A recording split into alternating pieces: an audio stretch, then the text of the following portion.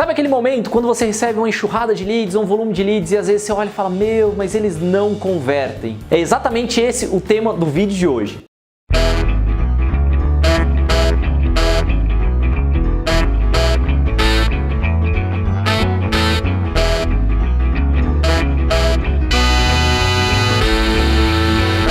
E esse tema surgiu baseado em uma conversa que a gente teve com um cliente no início do ano. Eu até já levei esse pequeno tema, né, essa pequena parte para uma palestra que eu tive, onde eu tava talvez desabafando e ao mesmo tempo mostrando o que a gente fez quando um cliente chegou e falou, cara, esses leads aqui que vocês estão me entregando, eles não estão gerando vendas. E como uma boa agência de performance, o nosso foco é ajudar o nosso cliente a ganhar dinheiro. Se a gente não ajuda ele a ganhar dinheiro, talvez a gente não está entregando resultado para ele. E antes de eu começar esse vídeo, queria aproveitar e falar, se você não acompanha aqui o canal, aproveita para se inscrever, tem um botãozinho aqui embaixo. Quando o vídeo sair, você recebe em primeira mão e aí você já consome o material.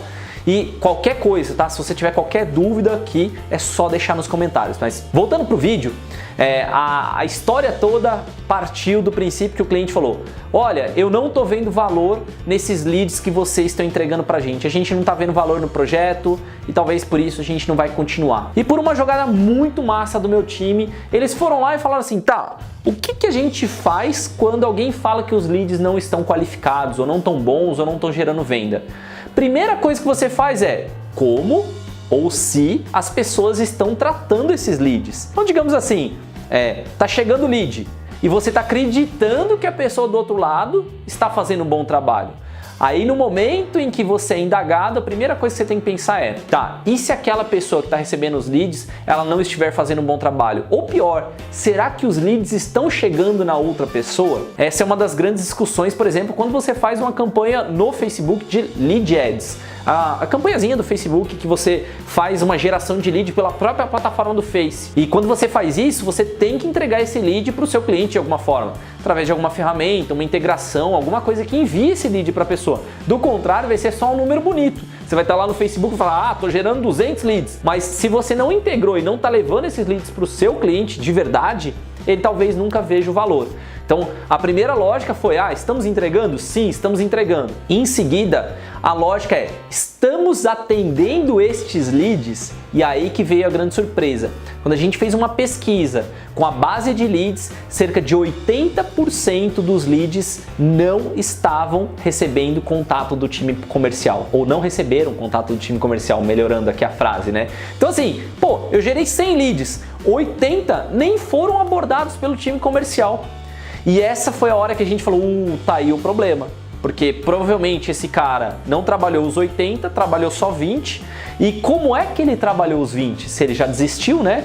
Quando a gente foi conversar um pouquinho mais em detalhes com esse vendedor, ele falou, cara, eu peguei os primeiros lá, estavam muito ruins, eles não estavam prontos para comprar, e aí eu nem atendi mais nenhum. Continuei o meu modelo normal. E em nenhum momento ele falou isso pra gente, que os leads estavam ruins, ou que ele não gostou de alguma coisa, ou que os leads não estavam prontos para comprar.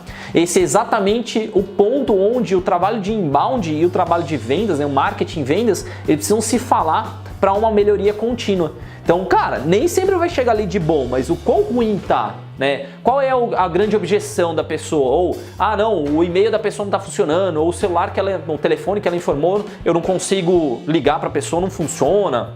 Ou ainda, quando eu ligo, a pessoa fala, nem pedi esse contato. Então, a grande sacada aqui é prestar atenção em por que a pessoa não fala com vendas. E não simplesmente a vendas falar assim, tá tudo ruim, né? Esses 20 aqui estão ruins, os outros 80 também vão estar ruins. Então, nessa linha, o que eu diria para você, se você estiver começando, estiver gerando leads para o seu cliente? Entre um pouquinho mais em vendas. Ou se você tem uma equipe de vendas... Se você tem uma equipe de vendas dentro da sua empresa, né, e você é responsável por gerar leads, ajude eles no seguinte, primeira coisa, tá? Garanta que os leads estão chegando. Esteja do outro lado, eles estão chegando lá no seu Pipe Drive, né? Ou no seu CRM de vendas que você prefere, talvez Pipe Run, talvez Agenda ou outro CRM de vendas, né? Tá chegando o lead lá para o vendedor trabalhar. Segundo passo, como é que esse lead está recebendo o contato do vendedor? Então, é legal você investir tempo em melhorar o script de vendas do vendedor. Não quer dizer que você sabe mais que o vendedor, quer dizer que talvez você possa ajudar ele a ter uma abordagem mais leve. Talvez o vendedor, ele tá chegando direto numa pessoa que, por exemplo, baixou um e-book e falando: e aí, você não quer comprar? Talvez naquele momento que a pessoa precisa escutar e falar assim: oi, eu vi que você baixou um material nosso, o que você achou dele? A abertura, às vezes, da conversa precisa ser diferente, baseado no nível de interação que aquele lead teve com o seu marketing. E isso, marketing pode ajudar vendas, no caso o vendedor, a melhorar a sua comunicação. Então, no momento que marketing entrar um pouquinho na parte de vendas, vai ajudar bastante. Isso foi muito legal, que teve um outro cliente aqui nosso, né? Veio recentemente e ele mostrou pra gente todos os scripts do time comercial dele. E aí a gente pôde revisar, né? Fazer um trabalho de revisar um pouquinho, verificar links, verificar como que tá feita a estrutura e até mesmo ajudar eles a desenvolverem novas ideias de como abordar os seus prospects, né? Os leads que a gente estava gerando para eles. Então, o script de vendas é algo que você deve estar inserido. Um outro passo que você precisa ter é, talvez aqui, né, a abertura, se você conseguir, a abertura para escutar as ligações do time de vendas.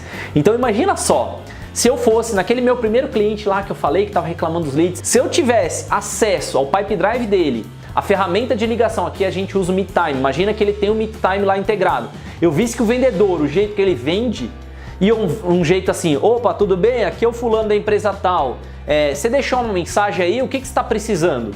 Cara, isso é uma venda horrível, né? O cara não está construindo um relacionamento, não está fazendo nenhuma abertura, não está se apresentando direito, ele não está entendendo a dor do cliente antes de fazer a venda. Então, com certeza isso vai dar algum problema para ele na hora de vender. E às vezes o vendedor está tão no automático, né? Tá tão ligado no automático lá, que ele fala o discurso dele prontamente e beleza, próximo. Ou às vezes ele nem liga, às vezes ele manda um e-mail.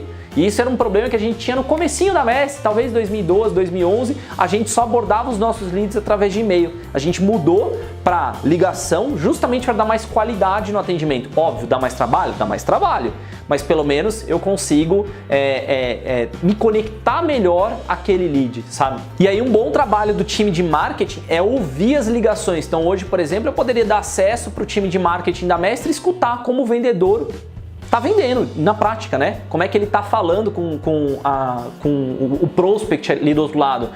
Que jeito que ele tá se engajando? Será que ele tá olhando ali as informações do que o prospect estava fazendo no meu site antes?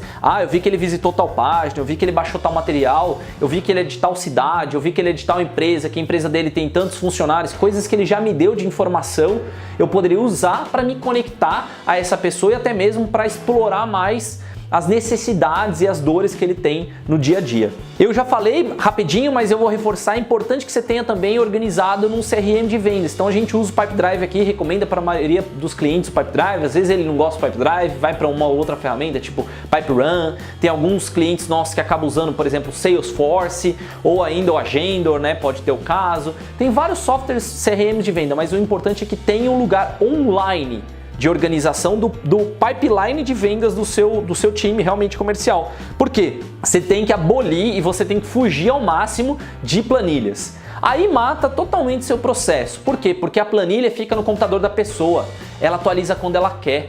Ela mexe nas informações quando ela quer. E a gente já tem alguns clientes hoje que ainda tem planilhas, tá? Não estou falando que a gente é 100% certinho não, mas a gente tem uma batalha grande. Pedir para os clientes irem para, vamos chamar de digital mesmo, né? Colocar os leads lá, evoluir eles, né, ao longo do tempo, dar mais transparência para toda a organização e para a agência que você está trabalhando, ou o profissional de marketing que você está trabalhando, para ele conseguir enxergar claramente se você está evoluindo ou não, se você está trabalhando os leads ou não. Imagina que se eu tivesse essa visão do meu cliente lá no início, eu olharia e falaria assim: pô, tem 80 leads aqui parados que o vendedor nem faz nada, faz 10 dias que está aí parado e ele não faz nada. O que houve? Daria já para eu ser mais, digamos assim, ser mais enérgico e ser proativo a ponto de ir falar com o time de vendas e entender o que está acontecendo. Também é importante você saber como é que é o regime de follow-up ou cadência, às vezes que a gente fala, né? Na parte de vendas o pessoal chama muito de cadência, eu gosto de chamar de follow-up. Você, depois que apresentou a solução, depois que você ofereceu o seu preço, né? Você colocou a sua solução para resolver o problema na mesa com o preço, é importante que você acompanhe e chegue conversando com o lead para ver se ele vai fechar, se ele já falou com o tomador de decisão, se ele já discutiu internamente, se ele já falou com o sócio ou não.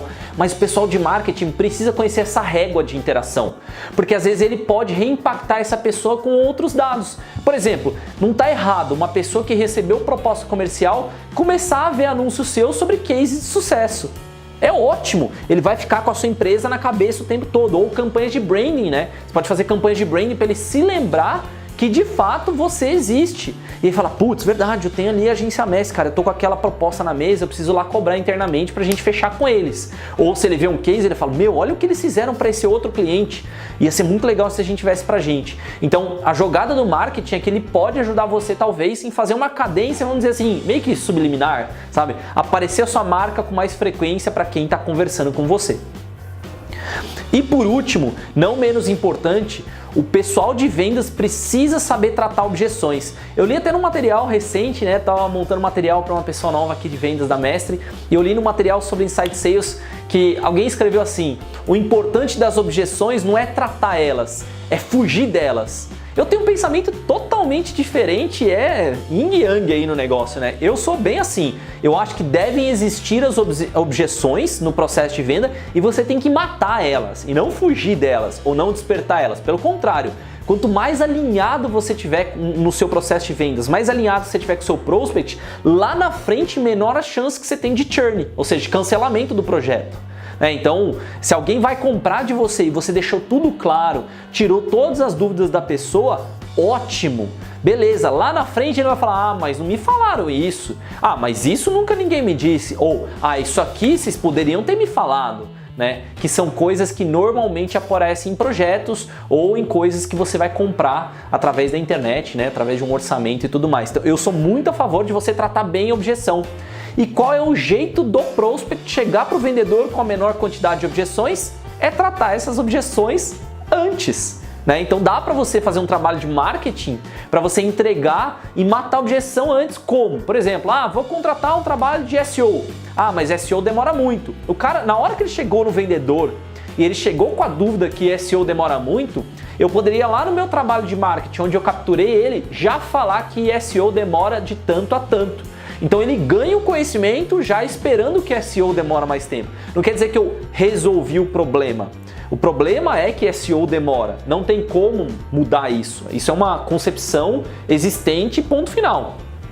Só que isso vira uma objeção quando ele vai chegar no vendedor e ele descobre isso na hora da venda. Então, se eu tratei isso lá antes, ele chega muito mais tranquilo e chega muito mais alinhado com o meu processo de venda. Ele já chega e fala para o vendedor, eu sei que SEO demora de 6 a 12 meses, então eu não vou cobrar muito tempo de você agora, não é muito o que eu quero discutir. E tá ótimo. Aí o vendedor fica até mais tranquilo, o vendedor tem menos atrito na hora da venda. Então, ou seja, devem aparecer menos objeções. E aí, lá na frente, então se eu sei que existem objeções, o vendedor é o cara que tem que saber como mata as objeções e entregar isso para marketing, trabalhar lá no início. Então, por isso que às vezes o lead não converte, porque a gente não está trabalhando as objeções lá no início do trabalho de marketing. Se você estiver trabalhando isso de forma recorrente, né? Apareceu uma objeção e aí isso tem que ser passado para o time de marketing, porque ele vai ver todo o caminho que esse lead fez até chegar no vendedor. Às vezes vai ser caso espontâneo, por exemplo, a pessoa ligou na empresa, ouviu falar de você, ligou na empresa e já falou com o vendedor. Beleza, esse cara não foi trabalhado por marketing, não dava para imaginar, digamos, logo de cara. Mas um cara que participou de todo o seu processo de inbound, por exemplo, você fez todo o desenho da jornada desse usuário, ele deve chegar com menos objeções para o seu time comercial. E no geral, gente, quando um lead não fecha, né, não converte, eu acredito que está muito mais, normalmente, tá? Está muito mais alinhado ao como você trabalhou com esse lead até ele chegar no vendedor e quanto você conseguiu colher do processo inteiro de compras e botar no marketing antes. Está muito mais ligado a isso, a esse trabalho de melhoria contínua, como se fosse assim uma esteirinha, né? Chegou no final, deu os problemas, vamos melhorar lá no início. Chegou no final, vamos melhorar e trabalhar lá no início de novo. E aí, consequentemente, sempre você vai receber cada vez mais leads melhores para o seu time de venda, mas tem que ter essa integração entre marketing e vendas, porque senão não vai funcionar bem. Aproveitando esse tema, eu quero deixar você com o episódio 107, que é como você pode fazer follow-up de propostas comerciais. Então é legal, se você é de marketing, né? Se você trabalha com marketing, é legal você saber como funciona todo o processo de follow-up. Eu conto um pouquinho mais em mais detalhes, né? Como pode ter um processo de follow-up mais detalhado. Se você trabalha dentro de uma empresa, você é o dono de uma empresa, ou alguém que realmente tem o poder ali de mostrar isso para o time de vendas, vai lá, assiste esse vídeo, depois manda por e-mail para todas as pessoas do time de vendas e fala: olha o que esse cara aqui falou, que talvez possa ajudar você a vender muito mais, beleza? E se você ainda não acompanha aqui o canal, eu já falei antes, né? Mas aproveita aí, clica no botãozinho que tem aqui embaixo para você se inscrever no canal do YouTube, ativa as notificações e qualquer dúvida desse vídeo é só deixar nos comentários. Eu sou o Fábio Ricota e esse foi mais um episódio do Mestre TV.